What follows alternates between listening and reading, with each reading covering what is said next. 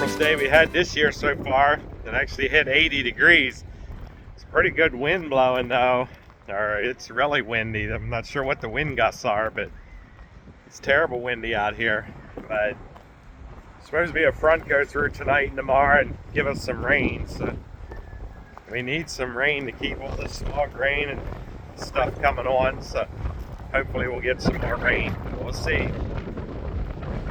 Yeah, my oldest son's away here a couple days, so I need to do the feeding here this afternoon, and we'll see what happens here the rest of the day. We have a New Holland TS 115A that we run on the mixer wagon.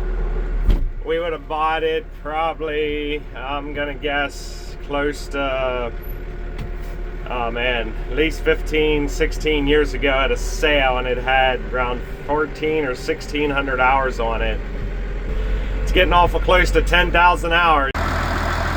Yeah, I was saying about the New Holland tractor here that we have on our mixer wagon. I'm going to feeding here this morning. It's Saturday morning. But yeah, it's been a good tractor for us overall. We did have to overhaul the engine here at about 8,000 hours.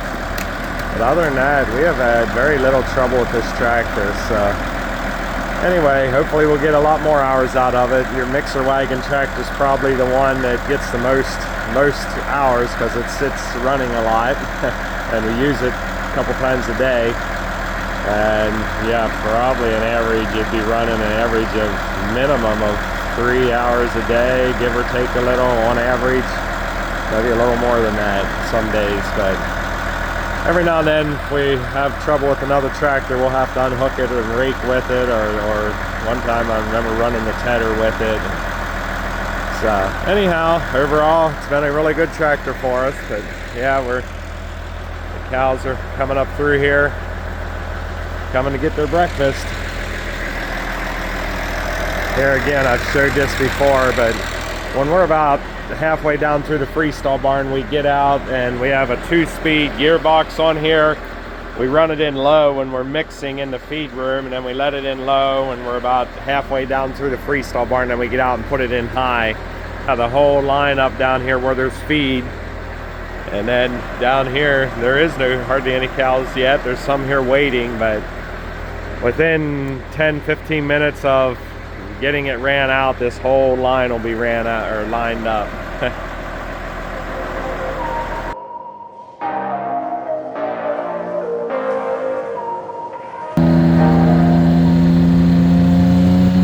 Last night we got that 3/10 of an inch of rain, and I mean everything looks beautiful. The Triticale looks like it about doubled its height and just as lush and green as you can get it. So hopefully we'll keep getting some rain and keep it growing. Probably getting up there, I don't know, 8 to 10 inches tall, at least 8 inches tall on average. Yeah, we're revaccinating our heifers this morning. I had mentioned there about a month ago about we're vaccinating them because we were having some trouble with a couple heifers aboard. And we're doing all our breeding age and shortbred heifers today. Tomorrow morning I'll do all our bred heifers with our dry cows. Total we're gonna be close to 200 that we're vaccinating.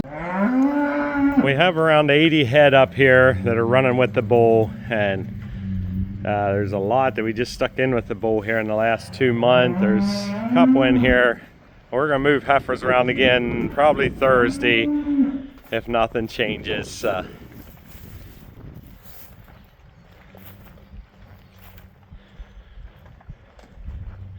Yeah, we're getting to the place where we have a lot of red and white cattle, and which I think I mentioned about that for years. We've been breeding for red and white cows for years, probably the last 20 years.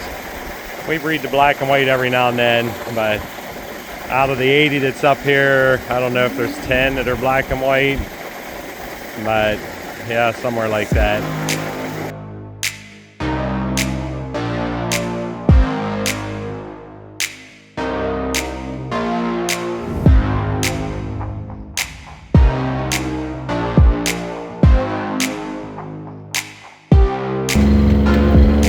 There's some more of our Triticale. Yeah, this stuff is really looking good.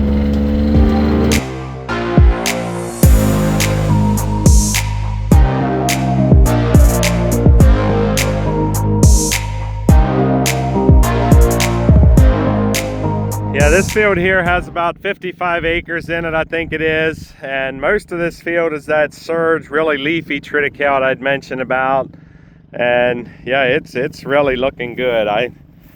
Hopefully we'll keep getting some rain, and yeah, it's at least probably about 10 inches tall. It's almost up to the top of my boots. Actually it is. We put liquid manure on it last fall when we planted it, and then here this spring we put 100 units of nitrogen on. Now let me back up. This field here we only put 70 units of nitrogen on it. Yeah, some of our fields we put 100 and some of it we put 70. This field here would have actually only had 70 units of nitrogen. So yeah, well, but it's really looking good. Part of it, I think this year we have not had like a lot of rain. Some years we have a lot of rain and you end up losing a bunch of your nitrogen if you get several inches of rain after you put it on. But so maybe that'll be a good thing for us this year if we just keep getting these light showers along, and our nitrogen will hold longer. That would be great too.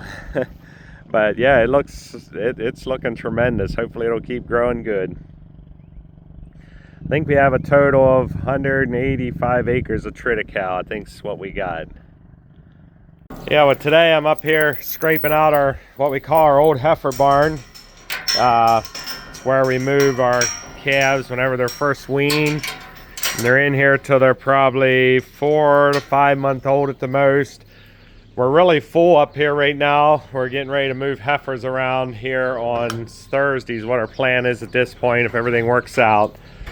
So yeah, but twice a week we scrape the alley out and bed all the pens, and when we're really full like this, they're not terrible dirty, but they're, yeah, getting about dirty enough. So this end pen, yeah, I don't know, there's probably close to 60 in this barn, at least 55, close to 60 in this barn right now. Right here at the end of this barn, years ago, this is what we call our small manure pit. It's kind of here in the center of a bunch of our buildings, and it's kind of nice where it's at. But yet, with some future things we'd like to do here, it's maybe in the road for some of that too, but we have it here, so we're not gonna do anything else with it. But this is the one I was talking about in the one video where we would have had an earthen pit to start with, and then we made it a lot bigger and we concreted it. We poured 2 12-inch straight walls on 2 of the sides and then graded off the other 2 sides and just got guys to come in and shotcreted it. And yeah, we have a push off over at that side. We have a push off over there where that gate is, coming out of what we call the new heifer barn. And the manure from the freestall barn up there pumps into it. And then we push in from here out of the old heifer barn. So it is really nice how it's all centrally located. This is right off the end of the barn here, maybe, I don't know, 12, 14 feet away. So that part of it's nice. Yeah, we're kind of glad for the way it's set up here too. Yeah, it's always a good feeling to have this barn all freshly scraped up and cleaned up and rebedded. And yeah, it's amazing how fast they make it dirty. Yeah, but it's worse when you have damp, rainy weather, or it gets dirty quicker when it's damp, rainy weather. If you have several days of real nice dry weather, it don't get dirty near as fast. But yeah, down here in this end pen, there's probably 22 to 25 down here. There's quite a few. We keep them in groups of 5 or 6 up here when they first come in the barn, till they get down here about, the last 2 pens are a little bigger. This one pen, usually 10 to 12 in this one, and then the end one, 15 to 20, and when we get really full, yeah, there's closer to 25 in there now. Yeah, well, I scraped up this morning and over here at the dry cow barnyard, dry cow and bred heifer, and as soon as I pulled out of the barnyard with the tractor and turned the whey on, they're coming for their whey. They really like the whey. I think I probably mentioned about this before, but I think we've been feeding this since '08 or '09. Should be 16 or 17 years ago now, and started feeding it into TMR for the first year to the milk cows, and then we started free choicing it. And yeah, we feed 6 loads a week of this stuff. They bring it in 5,000 gallon straight truck, like a milk truck, but it's a straight truck, not a tractor trailer. And so yeah, we feed 6 loads a week, so it'd be 30,000 gallon a week that we get. Between the milk cows and the dry cows and bred heifers, and the heifers that are running with the bull up at the other farm get it as well. And it's pretty cool when they do that there. They would have just brought whey yesterday. It's usually warm when they bring it. Over here at the dry cows, they fill it up twice a week. But there you can see that when she's lapping away at it. There's usually 1 or 2 that'll do that.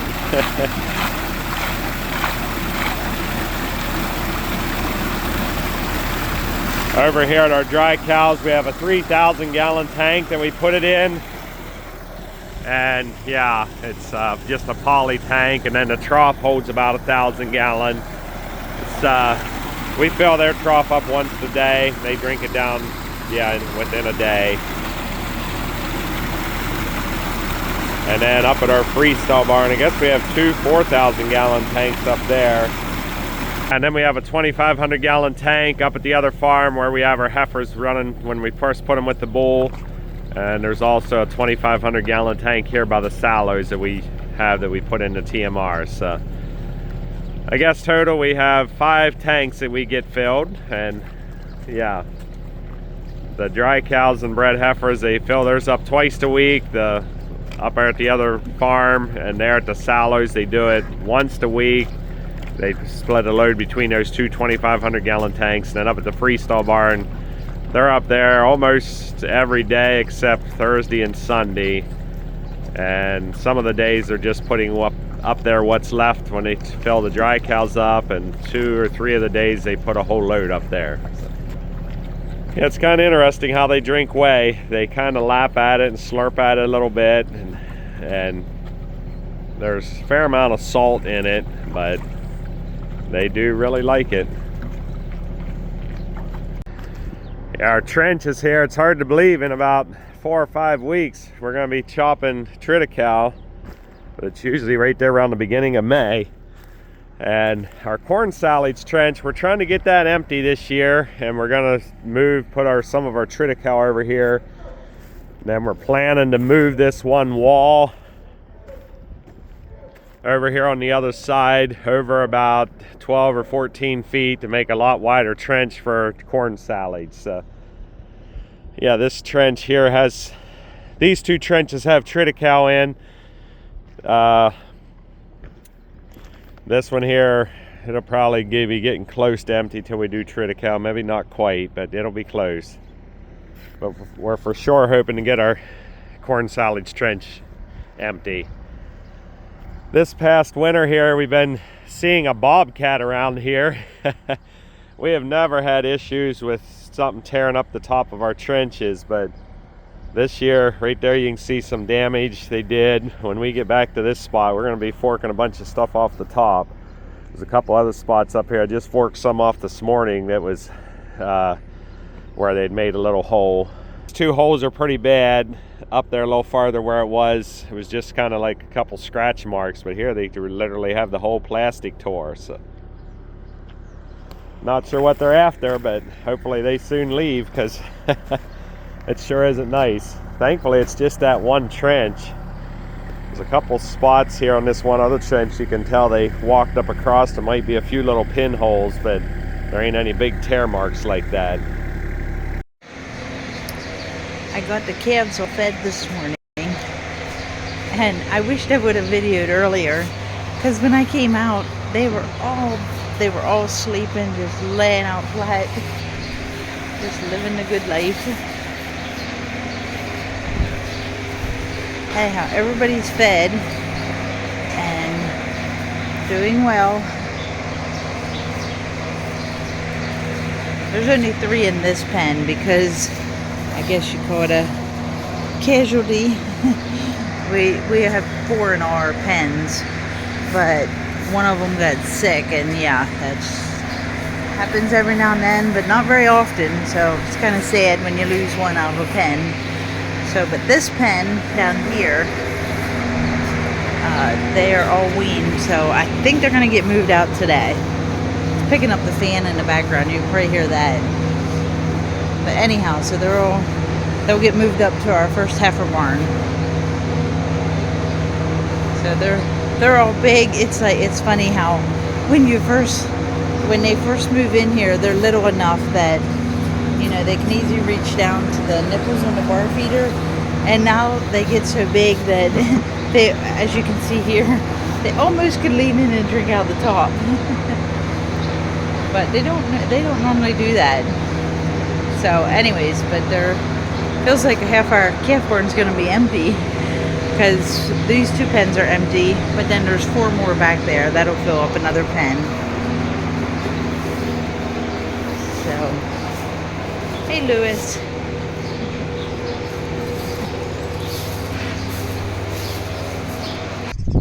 There she goes, right under the fence.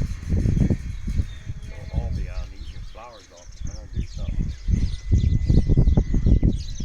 The goat came right under the fence. I don't think the fence was working right.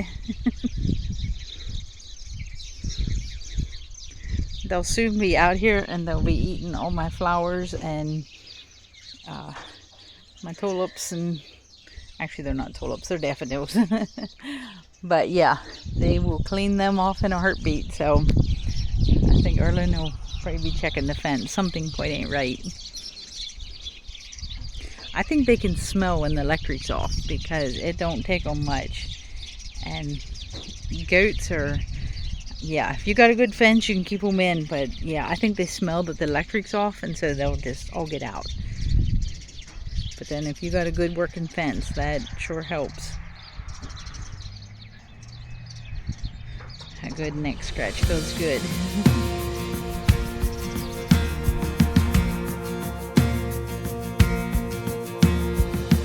Who am I that the maker of heaven would love me and know me by name? In a world where I feel like a stranger, His love came and found me the same.